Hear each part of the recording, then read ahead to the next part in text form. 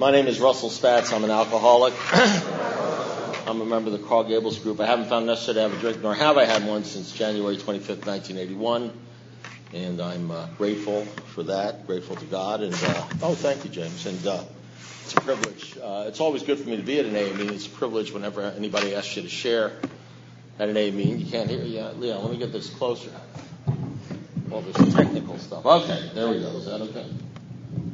Okay, so they told me,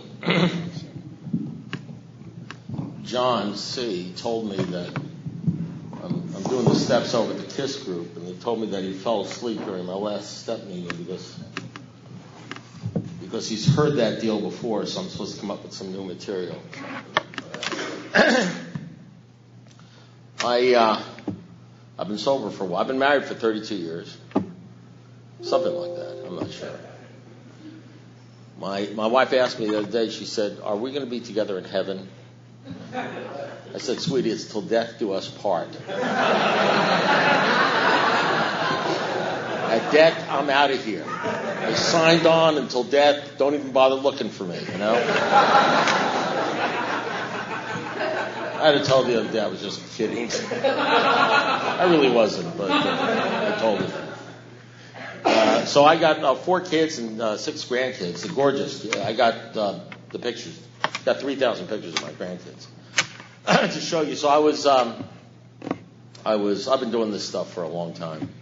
I think ever since I think after I was 3 years sober, I'm an attorney by trade, so I'm a paid bullshit artist, and I've been a litigator for many years. So I've been doing this sort of stuff. We all have different talents. Talking about how how God has changed my life, and ever since I was 3 years sober, I was doing this sort of deal. So it's a real privilege. I always get a great deal of pleasure and satisfaction out of sharing some of the stuff that's happened to me. I really just pray just to be helpful and transparent, and I don't really prepare much, which you probably all have realized by now, and I wouldn't want to, if I start preparing, it starts, the ego gets in the way. I start worrying about what does this sound like, what does that sound like. I don't want to run it through that filter. That's a wonderful filter to get rid of. Right around the time you start losing fear of people, you start becoming honest and transparent, and that's what I want to be. I want to be genuine, and as genuine you should be being an alcoholic. So I was. It says our stories disclosed in a general way. By the way, just in case I missed this, I'm not going to talk a lot. It's not going to be a big drunk-a-log. You're just going to have to trust me that I'm in Alcoholics Anonymous because I used to drink. I used to drink against my will. You ever do that deal where you wake up in the morning and say, "I'm not going to have a drink today," and by 5 o'clock you're drunk? Then you wake up the next morning and say, "I'm not going to buy booze today," and by 5 o'clock you're searching for dimes, nickels, and quarters so you can buy a quart bottle of Carlos Rossi Chianti and sit by the phonograph record and drink yourself until you're unconscious. And I said, "I'm not going to go to the bar today," and I did it over and over. When you start drinking against your will, my life turned into a bottle. And that's why I came to Alcoholics Anonymous. I didn't come to find God or to change my personality. I thought I had a great I told my sponsor when I was upset one day, and I told him, he said, "You ought to watch that anger thing." I said, "Well, that's just my personality." He says, "Well, it's your personality that's killing you." And it's easy to get rid of the alcohol, but what do you do when they tell you got to get rid of your personality when you're in love with your personality, and your personality is killing you? And I think I'm going to talk a little bit about that deal, what that means to me. That has the first step in getting out of jail is you got to know you're in jail in the first place. And the first jail I had to find out about was the imprisonment of alcohol.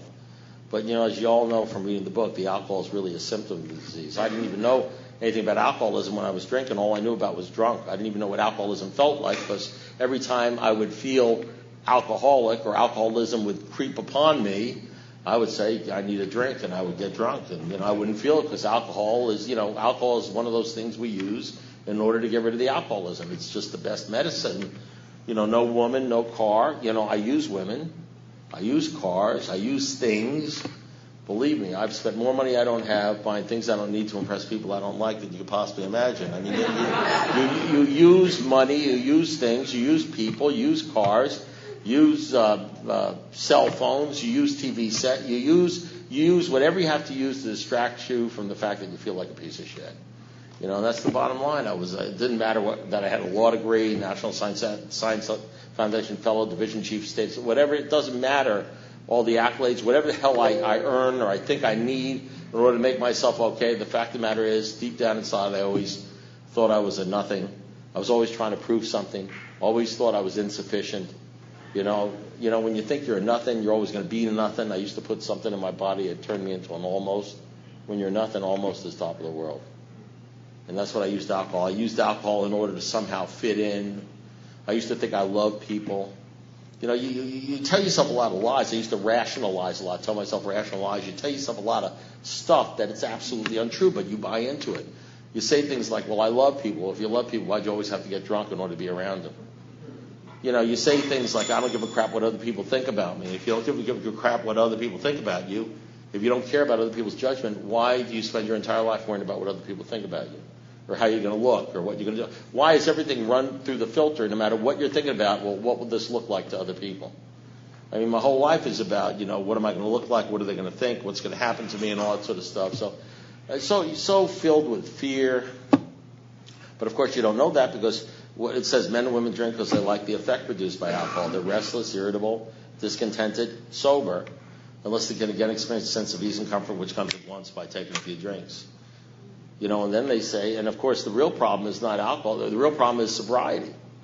Because when I'm sober, then the alcoholism comes at me full force, and that's the problem. I didn't really experience alcoholism until I was 3 or 4 months sober.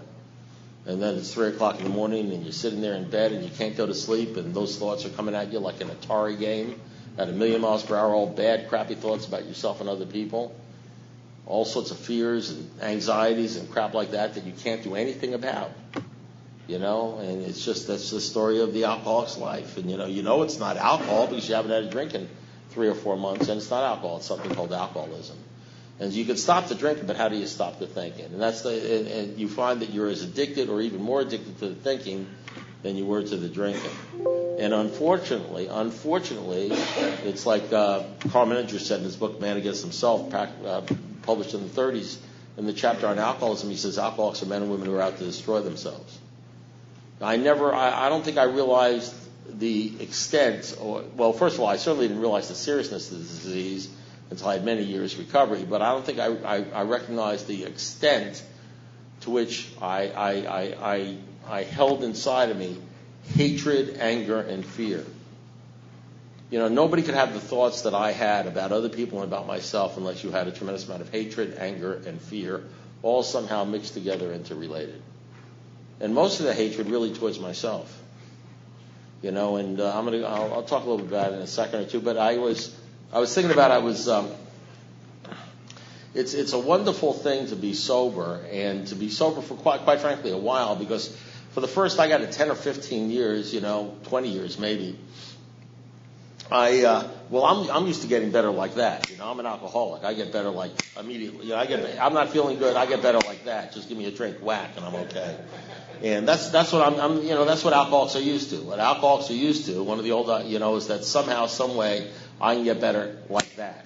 Even when we stop drinking, we think we can get better like that. We go up to the guy and the guru, whoever it is, we ask him questions like, he'll tell us something, we'll get better like that. And, anybody who's been around here for a while knows it doesn't work like that. That is 15 years, and that's, it takes time, things take time. It's a nervous laugh I hear. So in any event, what if this son of a bitch is right? I am right, but it's okay. So, but what happens is the good thing about, what happens is with the time I have now, and, my sponsor is 57 years, so, I'm not brave. It's just with the time I have now, I've had occasion as time goes on, you just see more things. You start connecting dots. You connect the dots. You see things. The first 10 or 15 years I spent in hand-to-hand combat with reality, because now you're not drinking, but you're still thinking, you're still working, you're still dealing with life, you're raising kids, you're raising grandkids, you're dealing with bosses, you're dealing with judges, you're dealing with life, you're dealing with people in A, you're dealing with all the horseshit and wonderfulness that is life. And if you're an alcoholic, you understand what that's all about. That's like crisis management. Because if you're an alcoholic, everything is like horribleness and a crisis, and it's all going to lead to your death. There's no probation; it's always death. And it's a wild deal. And so for the first 15, but the truth of the matter is, and I thought that would never go away, and I thought it would never stop, and it has stopped. And it took a while, but it has stopped, and you get to sort of see things and look back on things, and see how things sort of fit together. I had 4 of my grandkids and a niece over. I have 4 granddaughters and 2 grandsons, and I think I had 4 of my granddaughters over, and one of my grandnieces over, and there must have been a grandson over because there was a little boy there too, or something. I don't know. They show up at the table, I feed them. What do I know? I forget their names. I mix them all up, But they're between the ages of like 5 and 9 or 10. They're really cute. And 2 dogs. So yeah, 2. I got James and Rachel's dog now because we're trying to get puppies with our frigid Shih Tzu. Well, either our Shih Tzu is frigid or his or Bruno Ravioli has a problem with women. I don't know. We haven't figured that one out. My wife knows all about that deal. Has some dogs going into heat or something. But in any event.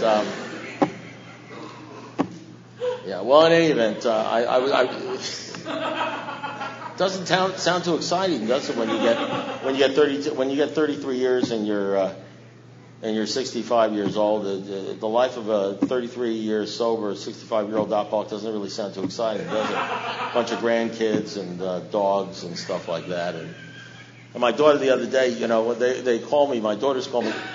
They say, "Dad, you're such a lame. You're so boring. You're such a lame." I said, "Oh man, thank God I almost died out there on the streets with the excitement." I took some guy about 10 years ago to an AA meeting, and some new guy, and he liked it and he loved it, and we went to a Denny's afterwards, and we're sitting at the Denny's and having coffee at 10:30 on a Saturday night, and I was talking to him about AA or whatever the heck I was talking about. I think I had about 10 years at the time, and he was brand new, and he looked at me. He was about 20 years old, and he said to me, he says, "Well, that was really great, that aim." He says, "But what do you guys do for fun?" It's 10:30s and at Denny's, we're the only ones there on a Saturday night. He says, "What do you guys do for fun?" And I didn't have the heart to tell him that I was having a good time. I know. I said, "What am I going to say?" I said, "In AA, this is it. This is Valhalla. This is like the Playboy Mansion in AA." And I was talking to a new guy at 10:30 in a Denny's drinking crummy coffee, So in any event, I was so I have these kids over, and I walked out of my room, around 7:30, 8 o'clock in the morning on a Saturday morning. They had slept overnight, and I guess their parents wanted to get rid of them for a while. They dropped them off at Grandpa and Grandma. So and the entire living room. It's hard to describe this. I wish I had a picture of it. The entire they had rearranged all the furniture. A couple of sofas and chairs in the living room, and sort of put them together. And they had taken found blankets, heavy blankets, and they had draped it over the furniture. So it was, I don't know how to explain it. It was like a giant tent in the middle of the living room. They had built like a fort, and I heard giggling coming from inside the fort. And they were inside. The only problem is they had blocked off. You couldn't get around. You couldn't get from one side of the house to the other side of the house because the fort blocked off everything. And they were giving. I heard things like, "See him? He's here." And I started to, and I saw that, and I'm sure if I was drinking or if I was a drunk, I wouldn't have noticed that. But I started thinking. I started remembering. And look, I started remembering that when I was their age, I used to do that.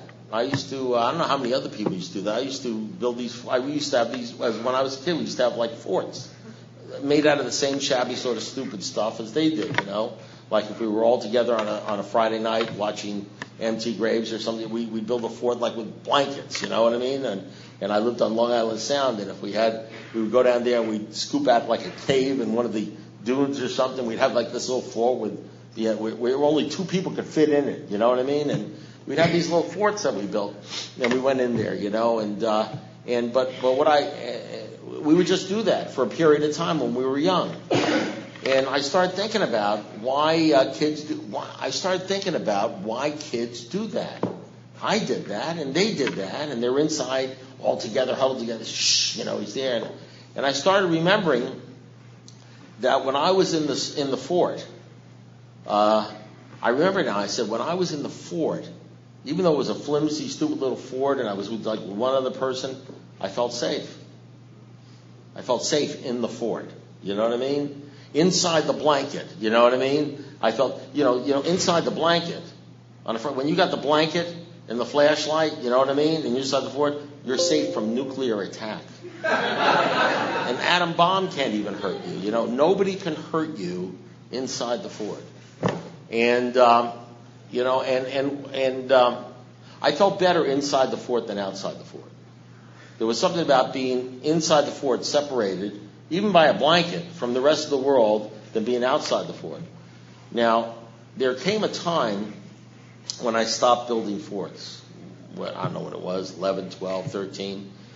And I started thinking about that. I said, there really did come a time, maybe that's just something that little kids do, that I stopped building forts, but I believe, and I absolutely believe this, that the reason I stopped building the forts, what really happened is not because all of a sudden I felt safe outside the fort, as I did inside the fort. I think I stopped building forts because I got used to feeling unsafe. I think you get used to feeling unsafe. I think if you're an alcoholic, you get used to living in fear. I think you get used to living in worry. I think you get used to living in anxiety. I think you get used to worrying about what's going to happen to you, what people are thinking about you. You get used to feeling unsafe in the world, not good in the world. And you sort of develop other little things or other stuff or distractions or whatever it is in order to take your mind off the fact that you're scared. And I think that's what the big book says when it talks about how we're restless, we're irritable, we're full of this disease. But it says, this is what it says. It says this great line. It says, our alcoholic life seems the only normal one. And I think for people like me, what happens is that you really do walk around with a corrosive thread of fear inside of you. Incredible fear. Fear of people, fear of their judgments, fear of what they'll think about you. I think you walk around with a tremendous amount of hatred and anger towards yourself and towards other people. I couldn't have the bad thoughts about myself and other people, and the way I took things personally, the way it would be easy. It was easy and almost automatic for me to draw out a resentment or a blame or feel sorry for myself. I couldn't have had that unless I was filled with anger and resentment and fear. And I think what happens is you get so used to, even as a young age, even at 6 years old on, you get so used to living with all that fear and resentment and anger and whatever it is, that it just feels normal and natural to you. You've never lived. That's why in the book it says we're going to know a new freedom and a new happiness. It doesn't say we're going to be happy again or we're going to be free like we always. It says we're going to know a new freedom and we're going to know a new happiness. We're going to know peace. That's what it says when we sincerely took this position. All sorts of remarkable things happen. We lose God. He says our Heavenly Father, being all powerful, give us everything we need if we stay close to Him and perform His works well. He says we'll lose a concern of our little plans and designs and have more concerns for other people and how we can help them. Fear of today, yesterday, and the hereafter will leave us. We'll be reborn if we utterly give our life over to Him. That's what it says in the big book. That's what this thing is all about to me. That's what real sobriety, emotional sobriety is. Bill Wilson called the next frontier. He said the real problem is it says that we have unhealthy dependencies. In the big book, it says the real deal back between 1935 and 39, before the big book was written, the book that says, rarely have we seen a person fail as thoroughly followed our path. So the real deal is that we've experienced much of heaven. We've been rocketed in the fourth dimension of existence. That God has become the centerpiece of our life. That without question, we have no doubt that he lives in our hearts and minds in a way which is indeed miraculous. He has done for us what we can't do for ourselves. And that's what it says throughout the book. It says we never apologize for God. He says our life is on a new basis now, the basis of trusting and relying upon God. It says, and then we have serenity and we'll know peace. And I've seen a lot of people, I've sponsored hundreds of men, I've seen a lot of people go through AA, and they all get sober, physically sober. They all join the not drinking club. AA's been watered down quite a lot. I don't want to hurt your feelings. I love AA, or I don't want to make you feel bad, but AA's been watered down quite a lot since 1935. And, between 1935 and 1939, they used to have you get down on your knees, give your life to the Lord. Before you can get into a meeting, you can check it out. I'm not telling you anything that's not in the material, conference-approved material. Talked about in the good old days. And then when we wrote, and in the book that you read, it says, rarely have seen a person fail as thoroughly followed our path. And their path at that time, with the three books they found were absolutely essential, was 1 Corinthians 13, Sermon on the Mount, Matthew 5, 6, and 7, and the book of James. And, of course, in AA, not only aren't they essential anymore, but people will stone you if you mention anything about that stuff, unless you have 33 years. Then they don't stone you so much, They get interested sometimes because they may want what you have. They may want more than just mere sobriety. They may want the peace. They may want to be rocketed in the fourth dimension of existence. They may want that to experience much of heaven. But there are some people that don't want what we have. They just want to stay sober. And you can join the not drinking club. They really start forwarding this down from the beginning. The requirement to be a member of Alcoholics Anonymous was not much. All you needed was an honest desire to stay sober. And then they took the word honest away. They took, because that would be the way, that's sort of like, they took the word honest away. Because they wanted to allow you to come in. It didn't even matter. Just come on. And now we don't have you get down on your knees anymore. Now they hand up, because adopting humility, what they found out with alcoholics is the essential ingredient of recovery was humility. Because if you're anything like me, for many reasons, you're an arrogant, know-it-all son of a bitch. And you're stubborn, and your chief characteristic is defiance. That's just the nature of the disease. It just goes with the disease. It's like chicken pox. You got, chicken pox, mumps. If you're an alcoholic, you're just an arrogant, self-centered, selfish, know-it-all, stubborn son of a bitch. That's just the disease of alcoholism, And that's not me. Just read the big book. It says selfishness, self-centeredness, driven by 100 forms of fear, self-delusion, self-seeking. We step in the toes of others. They retaliate. Where self will run riot, though we usually don't think so. Above everything, we must get rid of selfishness. We must, or it kills us. God makes that possible. This is all basic AA stuff. And you don't have a shot of having a relationship with God or doing this thing or getting what they got unless you somehow, some way can adopt some sort of humility. And if you're anybody like me, humility is a foreign word to me. I don't know anything about humility. I know about arrogance. I can write a book on arrogance. But I'll tell you what I do know about. I do know about humiliation. And what they found with alcoholics, and Dr. Thibault found this, is that what we need is routine and constant humiliation and death. And that's why that's the first thing that happens in here. You get humiliated to the point where you actually at least come in here. Now, in the old days, they knew how to humiliate you. They would tell you want to get in, get down on your knees. And it's humiliating. It's humbling to get down on your knees in front of 10 or 15 or 20 people. Give your life to God. And give. That's humiliating. And but something, people would do it. I guess they were desperate, and they would do it. And then they'd be allowing the meetings, and those must have been interesting meetings, huh? When you have to do that, that's a real deal breaker. That's a real filter, don't you think? You don't even have to worry about the 6 steps separating the men from the boys. You separate them out right there. You separate out the bullshit from the non-bullshit. You separate out the ones that have an honest desire to stop drinking from the guys that say, well, what the hell, it's Saturday night and the judge wants me to be here, so maybe it'll make the wife happy. You separate that stuff out right away, so you get a more serious, intense crowd. But nowadays we become nicer, you know what I mean? in the idea and the guise of sort of like helping the alcoholic, we've sort of like loosened up the program. So we took away the way honest. Now you don't have to be honest, you just have to have a desire to stay sober. And we don't have to get down on your knees anymore, so we adopted this little custom in AA where we hold up a white chip. Yeah, that's the way I did it. And that shows a little humility, because you got to go from the back of the room to the front of the room, and you got to actually pick up a chip and sort of in front of people. It's sort of like a little bit humiliating. And that's what it says in the 12 and 12. It's the way we get a new perspective by 100 forms of humiliation, the final crushing of our self-sufficiency. Because unless we're humiliated, unless we're crushed, we'll just keep on doing what we're doing until our sponsor will go, screw yourself, or I'm going to get another sponsor, or just chuckle at life, and think we're getting away with something. So humiliation and crushing and all that stuff is absolutely necessary. It's part and parcel of the program, the 6th and 7th steps. So, but even in AA, if you look at the fellowship, Well People's Anonymous here, if you look at the fellowship, even in Alcoholics Anonymous, the fellowship many times, and I love the fellowship, but many times it works actually against the actual program. I mean, you know what the program says? It says, rarely have we seen a person fail who has thoroughly followed our path. Am I making this stuff up? Isn't that what it says? Have you guys ever heard this thing? Rarely have we seen a person fail who has thoroughly followed our path.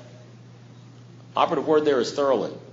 Listen, rarely have we seen a person fail who has thoroughly followed our path.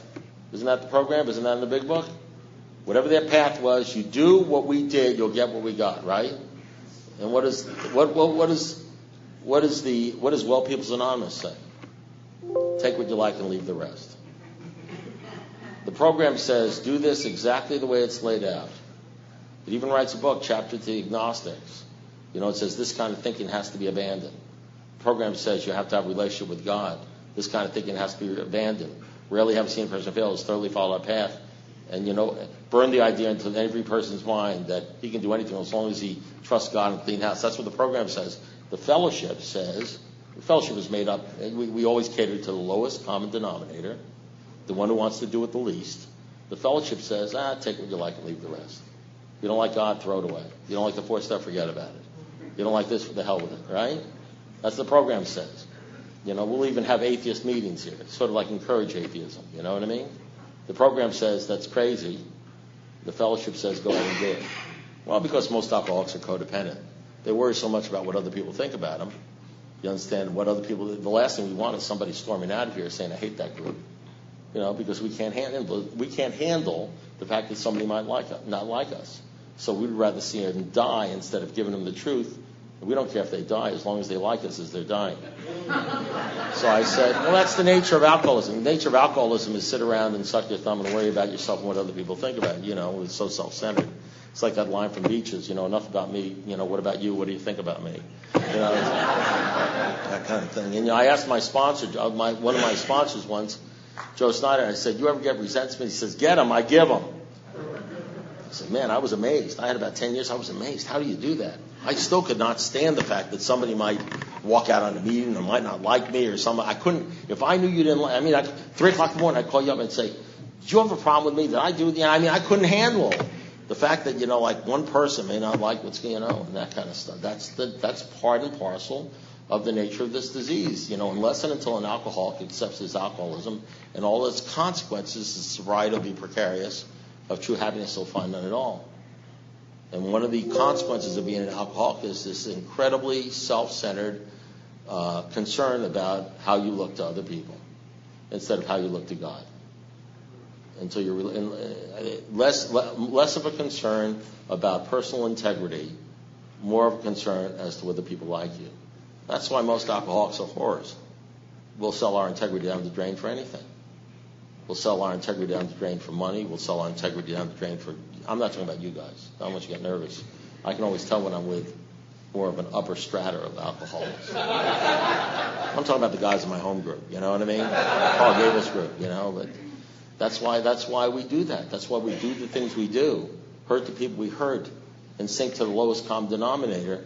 We'll do anything. If you're an alcoholic, you're a please love me alcoholic. I'll do anything to prostitute myself alcoholic, I'll be anything you want me to be. I'll be a racist, I'll be a sexist. I'll be anything you want to do.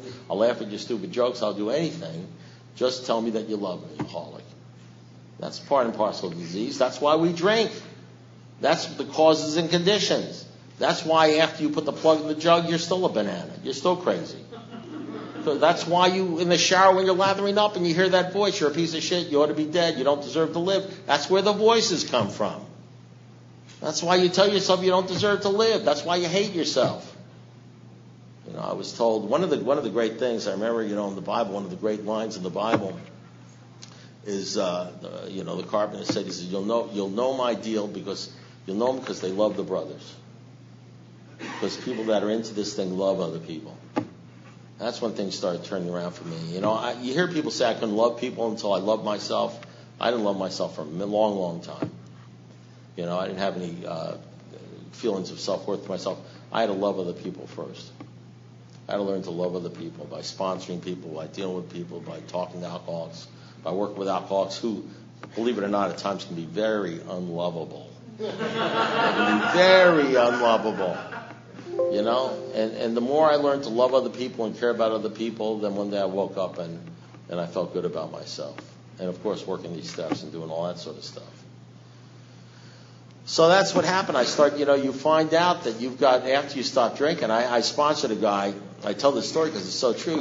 Somewhere along the line, I think every alcoholic who's working this thing, whether you have 3 months, 6 months, or 9 months, whenever it happens, you come to the conclusion that you're crazy. You really do. You start, there's that initial wonderfulness of getting rid of the alcohol and not having the drink and not having the compulsion and being free of that, and you feel good for a while until the craziness starts happening, until your mind starts ganging up on you, and you realize that you really. I had a guy. I tell this great story. A guy named Tommy. It's a true story, and he was when I was in the state's attorney's office. I was division chief. He was a co-division chief with me, and we were good friends, and we were drinking buddies. And I happened to come into AA 3 years before he did, and he called me up one day. And this was a guy who was an Ivy League guy. He was a government prosecutor, very sharp guy. You know what I mean? And when he called me up, he was an attorney. He was sleeping on a friend's probation officer's floor. He had one pair of pants left, one shirt left, and his hair was down to his shoulders, and he hadn't shaved in like a week, and he had a shotgun in his mouth. And he called me up because he was supposed to be in court, and he couldn't make it. And I called up the judge and worked that thing out for him because he had been drinking and drugging for who knows how long. And I went down and I picked him up and I took him to his first AA meeting. And Tommy's one of these guys. He was a couple of years older than me. He was one of these guys that he took to this thing like a duck takes to water. He was like one of these guys. I think I was like that. He went into this thing and it was like as soon as he hit the room, he was home. He was like, bam. It was like instant coffee. Bam. Just add water. It was over. Tommy, that was it. Tommy came in here on day 1. Day 2, he had cut his hair. He looked like the old Tommy. You know what I mean? He was feeling great. He was excited to be here. He was down so low. He was desperate. Tommy would have gotten on his knees. He would have done whatever you had to do, And the bottom line, he picked up the white chip. He came in here. He was doing great. And then a month went by and 2 months went by. And he called me up. I think he was driving around or something like that in Tampa or something. And the craziness came upon him. You know what I mean? The thinking stuff, He started thinking about things, Probably had a fear crop up or something. Had the thoughts that then, the committee. What is that? The committee, the 10,000 thoughts, bad thoughts about yourself and other people coming at, what am I going to do about this? What's going to happen about that? All that sort of stuff. And he called me up because he was worried. He thought he might have to leave AA, and AA was the only thing that ever worked for him. And he said to me, he said, Russell, he says, I got a problem. I said, what is it, Tommy? He says, I'm worried. I said, what's the problem, Tommy? He says, I think I might have to leave AA. I said, really? He says, yeah. He says, I don't think I'm an alcoholic. I said, you don't? He says, no. He says, I think I'm just crazy. And I said, Tommy, listen. He said, what? I said, you could be both. He said, really? I said, absolutely. He says, oh, thank God. I thought I had to leave. So, for some of you, you've already realized you've been sober for a little while, right? And it's probably dawned upon you that you're crazy. You got crazy thoughts about yourself and other people. You can't stop thinking.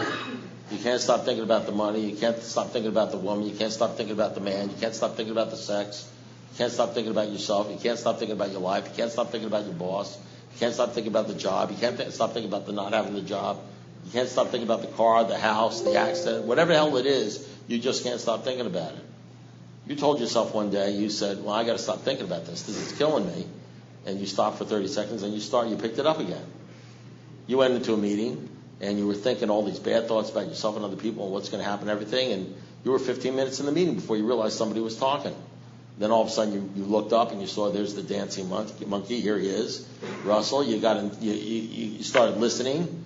He distracted you from your thoughts. Maybe said a few things to make you feel good. A couple of truths sort of excited you a little bit. You stopped thinking about your crazy shit, right? You went to this meeting and all of a sudden the meeting was over and you felt good, right, for about 5 or 10 minutes. Then you got in your car and you drove away and you started getting crazy again. Until the next meeting, right? And so you turn on the TV and you watch the billboards as you're driving around and you live in a world where it's just a bunch of mirrors telling you how insufficient and stupid you are. Everybody on TV looks better than you. Every billboard you see says, buy this or you're an idiot. Buy this or you're stupid. You need this, you need that. You turn on TV and the guys are all told that unless they can keep a 4-hour hard-on when they're 70 years old, they're pieces of shit. The women are told unless they get breast enlargements, they're stupid, It's all about buy, get, have. Somehow, some way, you judge who you are and what you are by what you have, what you own, how much money you have, what's in your bank account, how you look, what your weight is. Everything except the shit that's important, except the stuff they talk about in here. So you go to your discussion meetings, all you do is talk about not having the crap that you need to have or losing the stuff that you think you're going to lose. The stuff you were chasing before you came in here that was driving you nuts, that didn't help you in the first place. So now you're chasing the same shit, doing the same stuff, thinking the same things, except now instead of drinking scotch, you sit around day room and you drink coffee, and you can't understand why you feel like so shitty. When you're not even doing the program of recovery because you're not focused on God, you're still focused on the same horse shit you were focused on when you came in here. But you don't want to get better. What you want to do is you don't really want to change. You want to keep your personality. I said to my sponsor, you got to get these crazy sponsors that treat you like crap. I said to my sponsor, I pointed to my diplomas. I have this wall with all these diplomas and certificates and stuff. And I said, and I had the unfortunate luck. I should have been sponsored by Jesus or Albert Einstein, but they were dead or something. But unfortunately, I got this guy who didn't even graduate 3rd grade, who was a used car salesman from Chicago. And I had Bobby in my office one day, and he was looking at I was showing him my wall where I have all these diplomas and certificates, and I'm educated far beyond my capacity to understand anything. And I said, Bobby, those are my degrees. And he looked at me, he says, Russ, rectal thermometers have degrees, and you know what they do with those. That's what you got. You got to get one of those sponsors, you know what I mean? It seems like every time I was given a particle of truth, they gave me a little truth, they'd have to slug me in the solar plexus first and, bring me down. They knew that's what I needed. I needed to somehow be brought down a peg. It was like every sponsor I had a way of rebuking me or sort of bringing me down a peg. You know what I mean? So I wasn't such a hot shot. And then he'd feed me the truth. And, those were the sponsors I have. So I was like an abused sponsee. See, what they say about abused children, they become abusers. So I guess that's the way I am, too. I don't know. But in any event, the great thing is, and I'm grateful, is after being in here, and, I don't do this thing perfectly. I didn't do it perfectly, but I stuck around. I go to a lot of meetings. I probably go to more meetings now. Meetings, Bible study, church, the whole bit. I do the whole deal. Just like saying the book where they encourage church. I know you don't realize this, but in the program, I know if you're in the fellowship says religion bad, right? Isn't that what the fellowship says? Religion bad, church bad, you know what I mean? Clergy bad, you know what I mean? I'm spiritual, I'm not religious. Well, I know that's what the program says because the program caters to the lowest common denominator. But what the fellowship says, the fellowship of the Spirit. There's another fellowship in here. There's a fellowship of the not drinking club. The desire to stop drinking, and then there's the fellowship of the Spirit they talk about at the end. That fellowship gets populated around the 6th step. The 6th step, that's the step where it says it separates the men from the boys. Anyone who does this enough and repeatedly enough and is intense enough where he wants to do this in such a way so that he will constantly grow in the image and likeness of his creator is entitled to be called a man. That's the fellowship of the Spirit. And unfortunately, there are people that are just in the non-drinking fellowship, and there are people that are in the fellowship of the Spirit, a small percentage of people, and we all meet in the same room. And the people that are not in the fellowship of the Spirit, they don't want to hear any of that crap. They just, they say, you do your program, I'll do my program, I haven't had a drink all day, thank you very much, go to hell. You know what I mean? They resent that stuff. But the ones that are in the fellowship of the Spirit who want to be in that fellowship, that want more, you understand what I'm saying? They live for that stuff. That's the stuff they want. They want the rocket ship ride in the fourth dimension. It's like Bill Dotson in Alcoholics Anonymous number 3. Because this is the way I was, and this is what he said in Alcoholics Anonymous number 3. It would be hard to estimate how much AA has done for me. I really wanted the program, and I wanted to go along with it.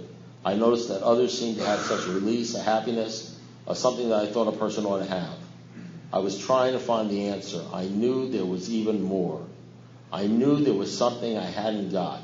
And I remember one day, a week or two after I'd come out of the hospital, Bill was at my house talking to my wife and me. We were eating lunch, and I was listening and trying to find out why they had this release that they seemed to have. Bill looked across at my wife and said to her, Henrietta, the Lord has been so wonderful to me, curing me of this terrible disease, that I just wanted to keep talking about it and telling other people. I think I have the answer. Bill was very, very grateful that he had been released from this terrible thing, and he had given God the credit for having done it. And he's so grateful about it, he wants to tell other people about it. That sentence, the Lord has been so wonderful to me, curing me of this terrible disease that I just want to keep telling people about it, has been a sort of golden text for the AA program and for me. And so when you come in here, you all really have a choice, and one of the great things that happened to me is I ran into people that, where it says in here, he says, I knew there was something more, something I hadn't gotten. I ran into people who were just physically sober, and I ran into people who had that other deal going on. You know what I mean? Had that rocket ship ride in the fourth dimension. They were transparent, they were authentic, they were genuine, and these were the guys. They never seemed to complain. They always seemed to be in a good mood. You sort of thought they had no problems, and you found that some of them were dying of cancer, and they were in a good mood.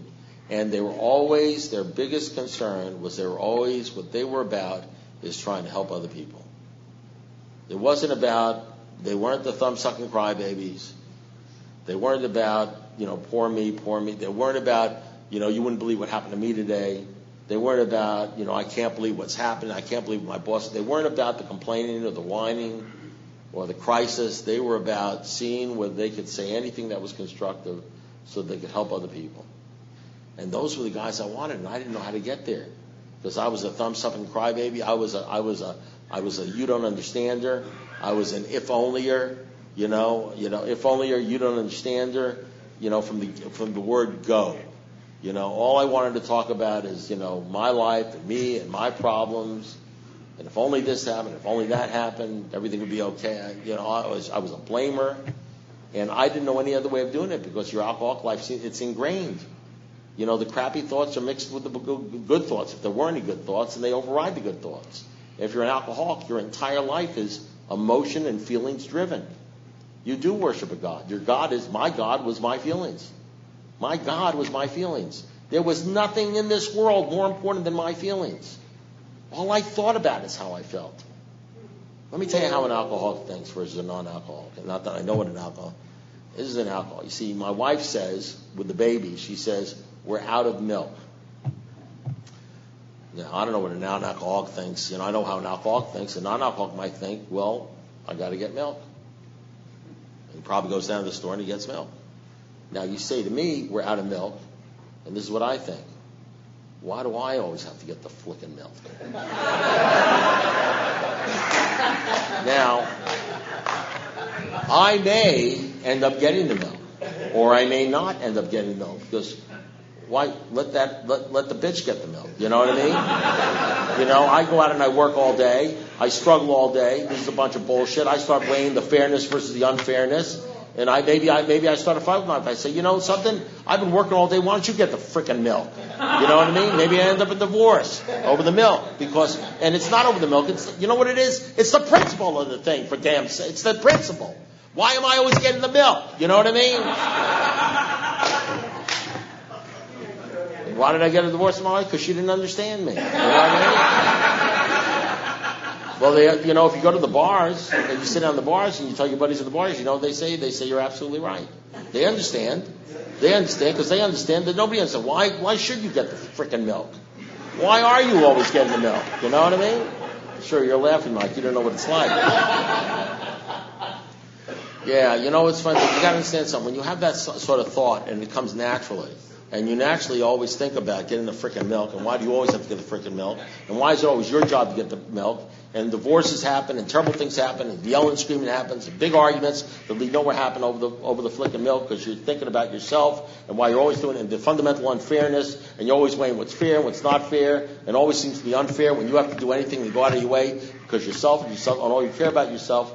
When that's your life, and that affects every single thought in your life on every level, whether it be work or anything like that, you don't even realize you're crazy. Because that's just when she says we're out of milk, and you say, why am I always getting the frickin' milk? You don't think I'm crazy. You just think, why do I always have to get the frickin' milk? That's the way alcoholics think. That's what they drink over. Their thoughts, their feelings.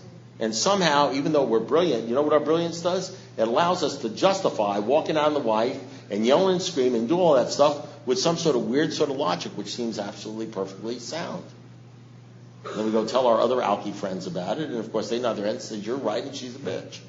You don't get rid of her. You know what I mean? Or, whatever it is, whenever the girls do that, it's the same thing. You know what I mean? And that's alcoholism.